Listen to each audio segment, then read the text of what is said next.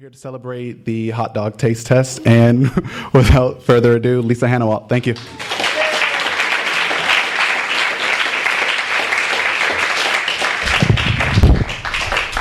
Hello.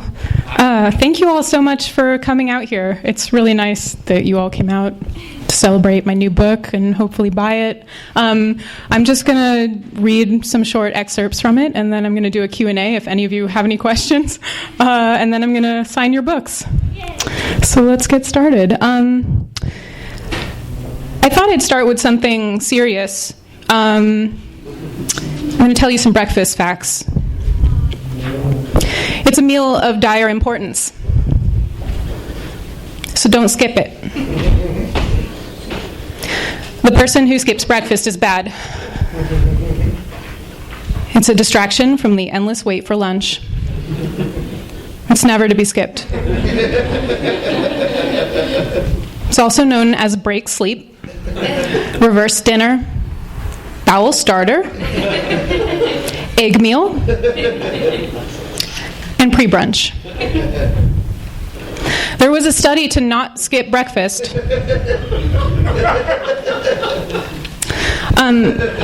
This is an outfit idea I had. Regular shirt and pants. A food shirt and pants that you wear while eating. And back to regular.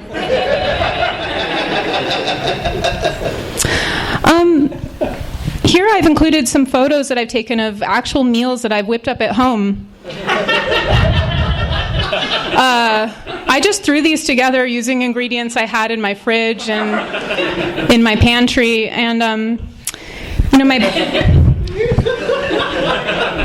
my book doesn't have any recipes in it.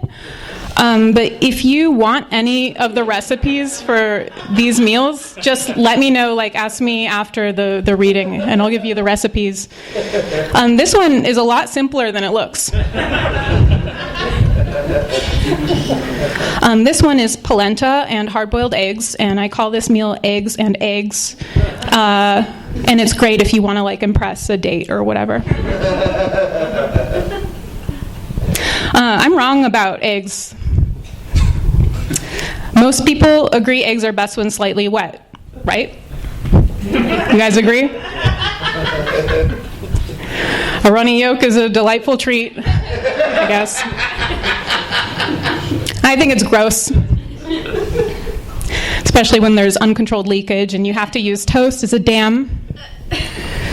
I want a dry egg with distinct interlocking pieces. I even like it when it gets a little sulfurous and green. Yeah. I know I'm wrong, and I'm sorry. Don't be mad at me. Age. How old are you? 32? Whoa. Am I really 32?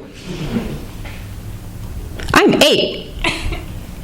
Wow. I'm 4 times as old as you. I know. Wow. Fuck, man. Wow.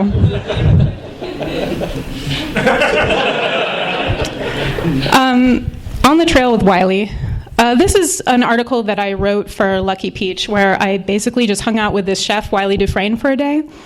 And Wiley's this chef who uses a lot of strange ingredients, and he does a lot of molecular gastronomy in his cooking. And I'll just read an excerpt from the end of the piece when I got to eat a meal at his restaurant, WD50.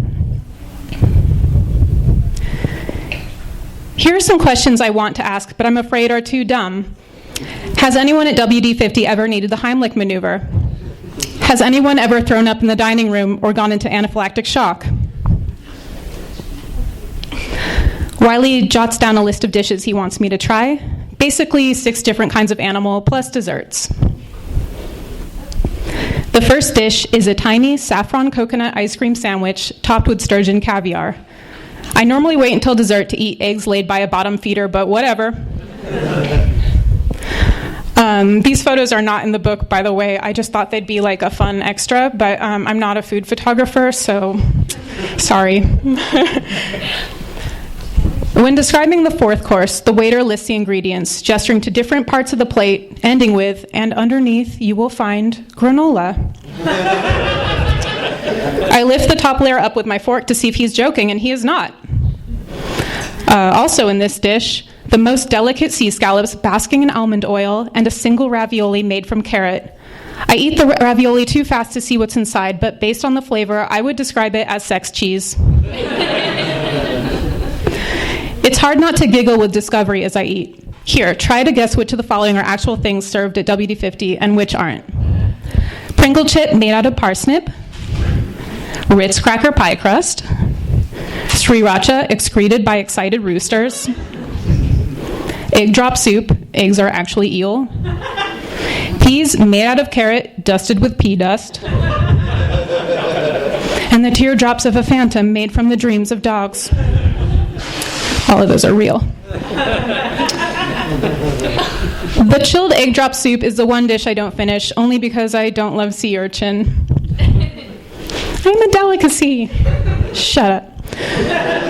Sea urchins taste like whipped semen, and they look like a million tiny fingers hatching out of a baby shit-colored brain. Look, Wiley told me that he doesn't like tomatoes, and if a famous chef doesn't like tomatoes, I don't have to like sea urchin. The maitre d' keeps bringing me new wines and asking which ones he should take away. This is like a fitting room for wine, except they all fit great. The maitre d' asks how I like this particular dish, Mediterranean bass with celery and bites of grapefruit and macadamia that have had the ever-loving crap chopped out of them. It's plated with 2 fruit-flavored dots that look like nipples. I haven't yet developed the vocabulary to describe this flavor combo, so I simply moan until the maitre d' goes away. The first dessert is popcorn vacherin, which I renamed sherbet on bath salts. My second dessert is a 3-layered key lime pie, which I don't have anything funny to say about. It's just really good.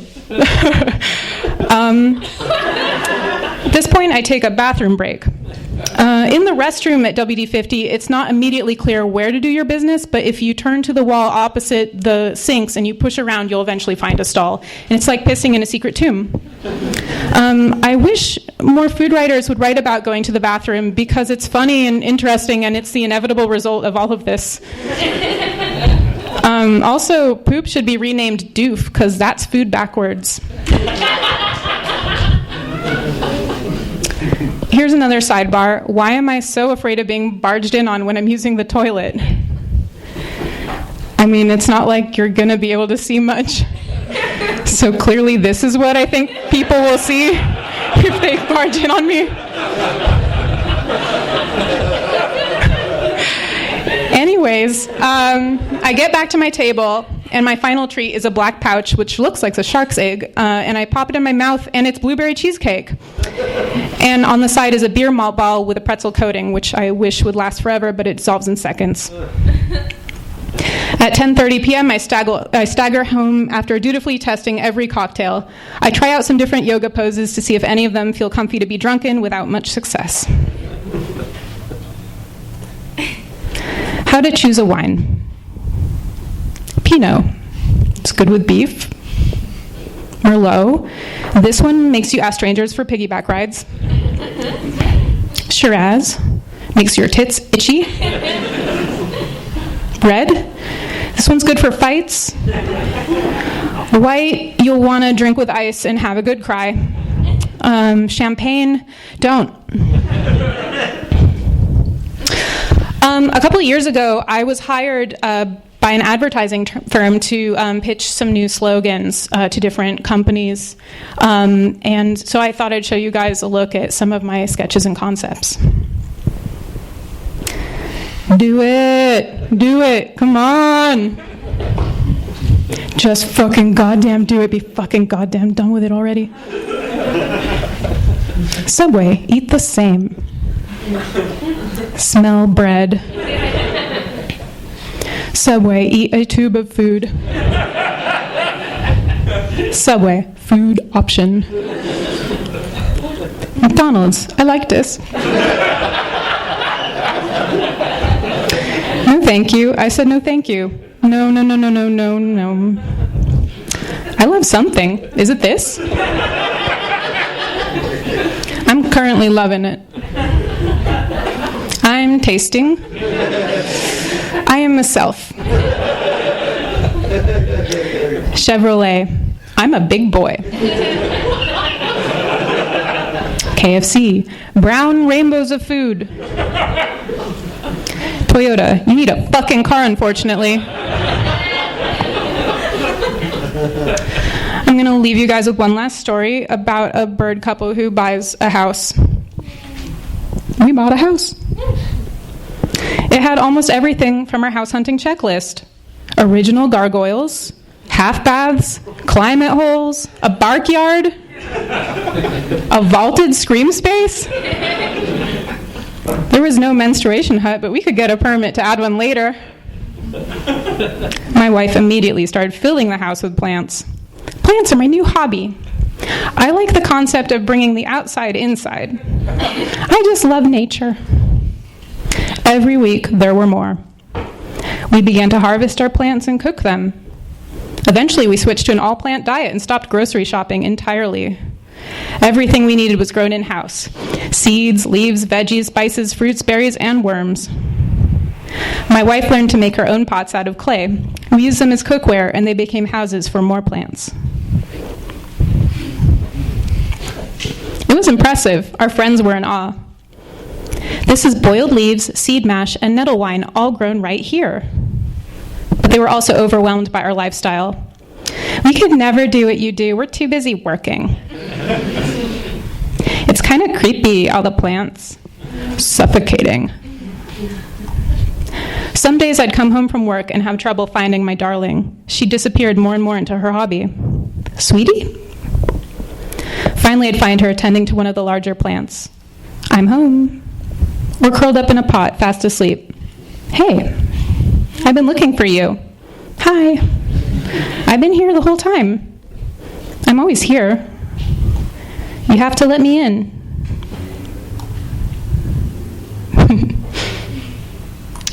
And there's a happy ending.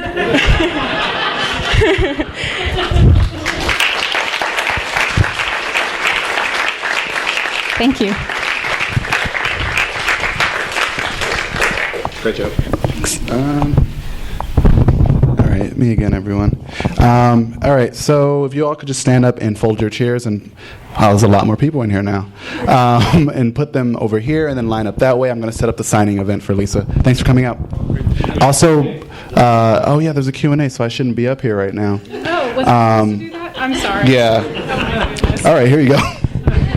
Whoa, sorry. Do any of you have any questions? Adam, did you think of a question? You were supposed to start everyone off. Oh, John. What's your process like for setting up a layout for the birds and the plants? Like, do you just like the just the house with all of the plants? Are you just sketching, or are you just like I'm just going to dive into the watercolors right away? I got a layout question. It's very technical because you're an artist. I do a pencil sketch on paper, and then I use a light table, and I put the fancy paper on top, and I just watercolor on top of that, so I don't pencil on my final drawing at all, and it keeps it looking nice and tidy, and it's like magic. And I just do like big shapes, and then I fill in details last. That was for the bird piece. I feel like my process changes with every piece I do, and I forget what the heck I'm doing. Yeah. Any other questions? Yes. When you were doing the story with the chef, did you know much about him or the restaurant beforehand, or were you kind of going in blind and figuring it out as you went along? That's a good question. I did know who Wylie Dufresne was. I had already read a lot about him and about molecular gastronomy. I kind of like reading about chefs like they're celebrities and like thinking about what their personal lives are and stuff and like what they're into. I was supposed to originally do that piece about Mario Batali, but then he couldn't, and so I found out at like midnight right before having to do the piece that it was going to be Wylie, so I had to like show up the next morning without being able to like, do a lot of studying beforehand. Yeah. Any other questions? Okay, cool. I'll sign your books then. Thanks. You've been listening to the Skylight Books Author Reading Series. Don't forget that you can listen to this and all of our other great podcasts at skylightbooks.com. Thanks again for stopping by, and we hope to see you soon.